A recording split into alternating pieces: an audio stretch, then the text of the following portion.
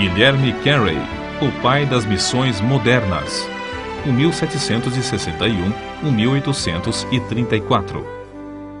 O menino Guilherme Carey era apaixonado pelo estudo da natureza.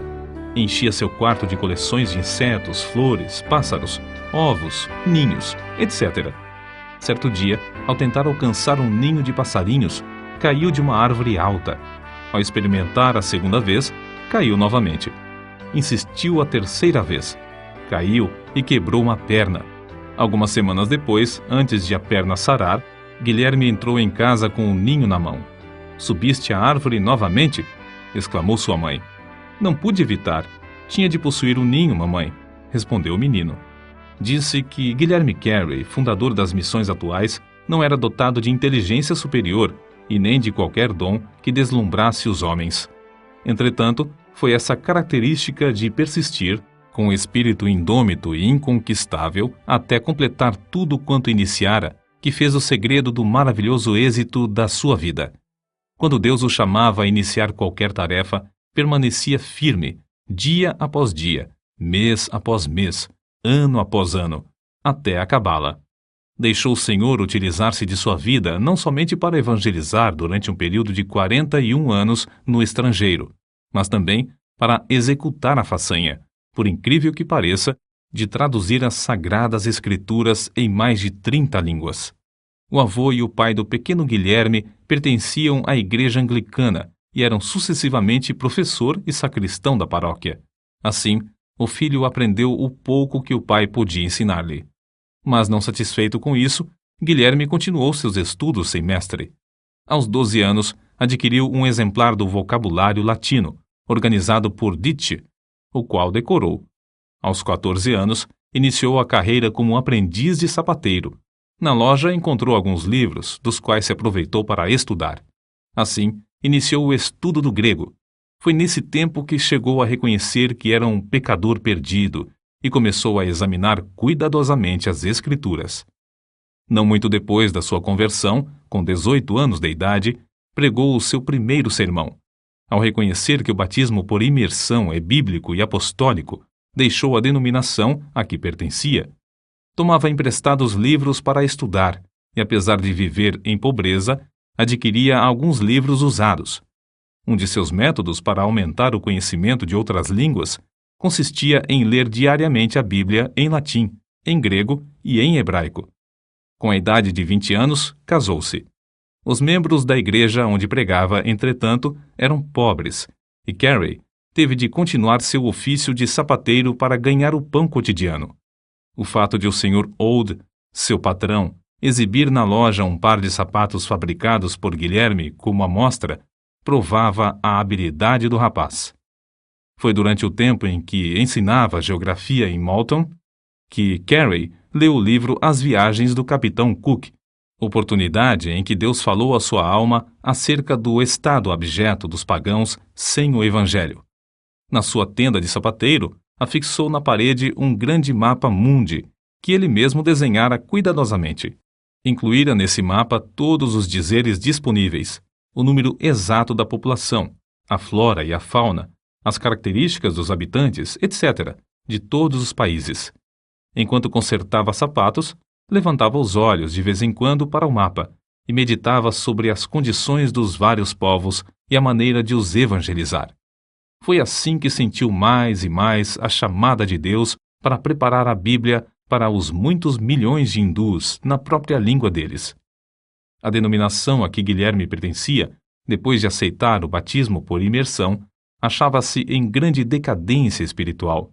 Alguns ministros reconheceram a gravidade da situação e concordaram em passar 1 hora em oração na primeira segunda-feira de todos os meses, pedindo a Deus um grande avivamento.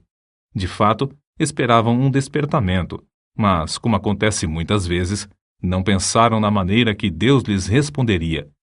As igrejas de então não aceitavam a ideia, que consideravam absurda, de levar o evangelho aos pagãos. Certa vez, numa reunião do ministério, Carey levantou-se e sugeriu que ventilassem esse assunto, o dever dos crentes em promulgar o evangelho às nações pagãs. O venerável presidente da reunião, surpreendido, pôs-se em pé e gritou: Jovem, sente-se. Quando agradar a Deus converter os pagãos, ele o fará sem o seu auxílio, nem o meu. Porém, o fogo continuou a arder na alma de Guilherme Carey.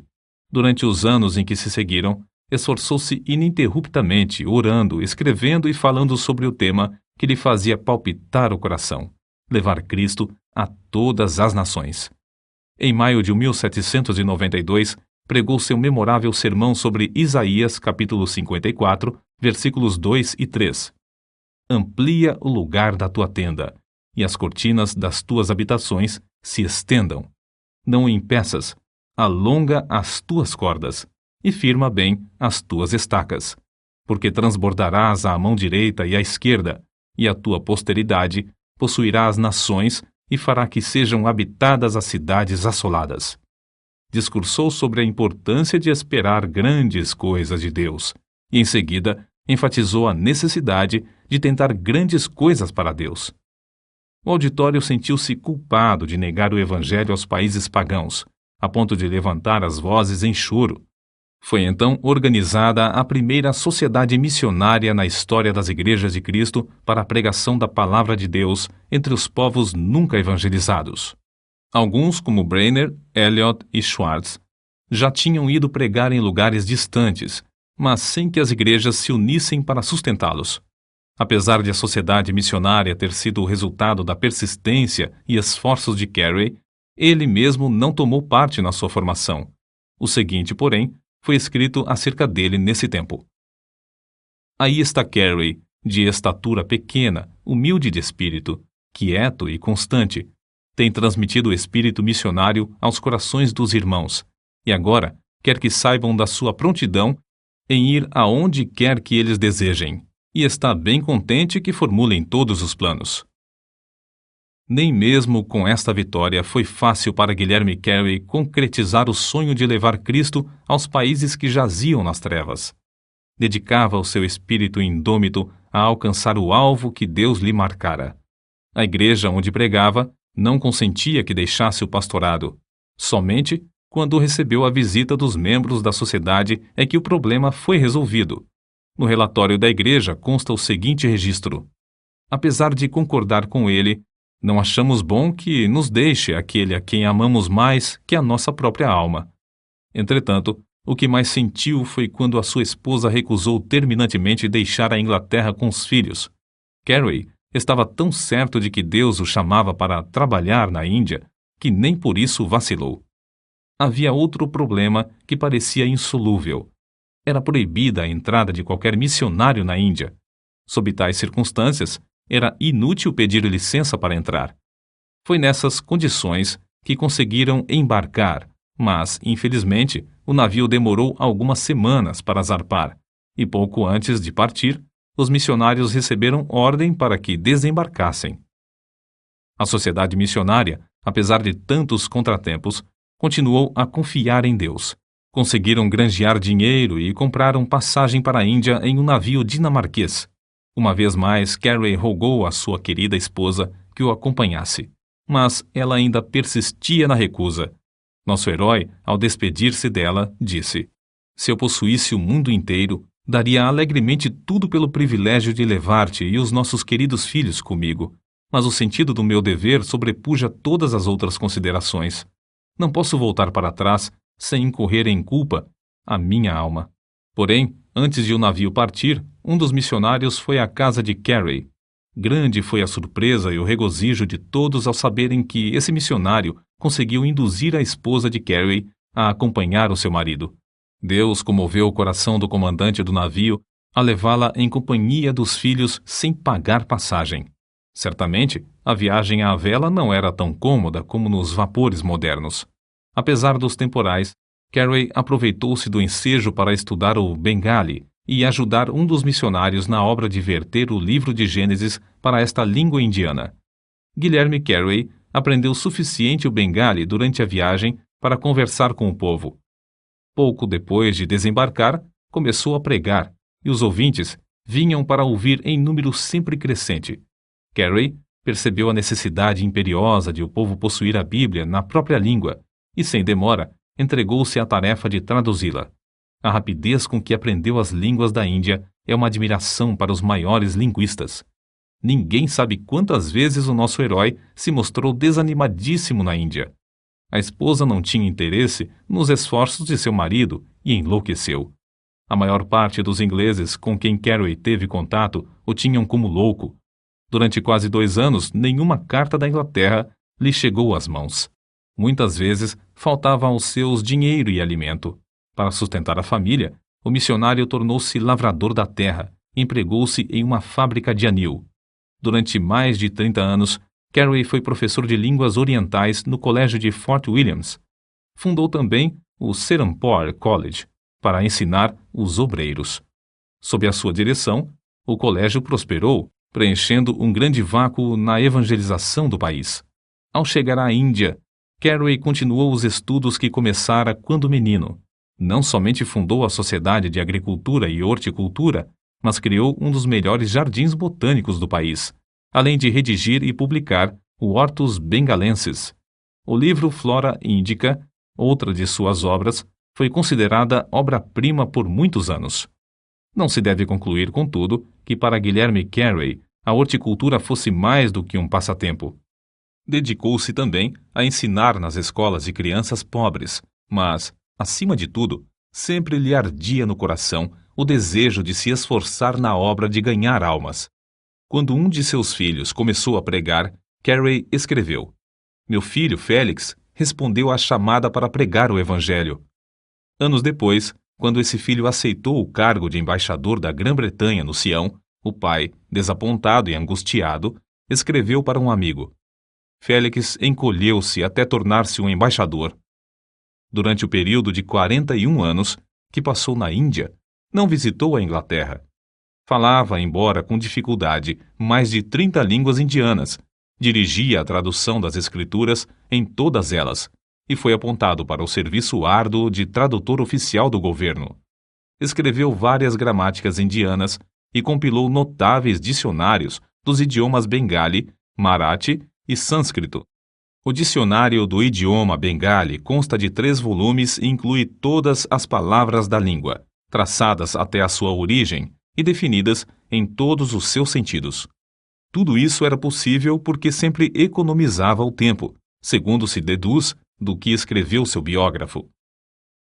Desempenhava essas tarefas hercúleas sem pôr em risco a sua saúde, aplicando-se metódica e rigorosamente ao seu programa de trabalho, ano após ano. Divertia-se passando de uma tarefa para outra. Dizia que se perde mais tempo trabalhando inconstante e indolentemente do que nas interrupções de visitas. Observava, portanto, a norma de entrar sem vacilar na obra marcada e de não deixar coisa alguma desviar a sua atenção durante aquele período. O seguinte escrito, em que pede desculpas a um amigo pela demora em responder-lhe a carta, mostra como muitas das suas obras avançaram juntas. Levantei-me hoje às 6 da manhã, li um capítulo da Bíblia hebraica, passei o resto do tempo até às 7 em oração. Então, assisti ao culto doméstico em Bengali com os criados.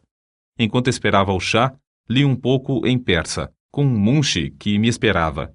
Li também, antes de comer, uma porção das escrituras em hindustani. Logo depois de comer, sentei-me com um pundit que me esperava, para continuar a tradução do sânscrito para o Ramayana.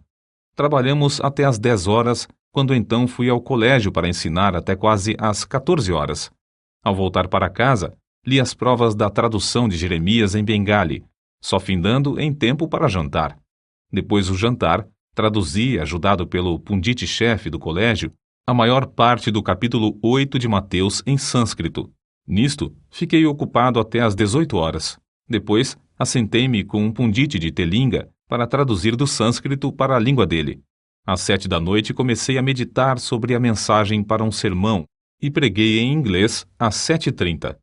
Cerca de 40 pessoas assistiram ao culto, entre as quais um juiz do Sadr Delwani Daulat.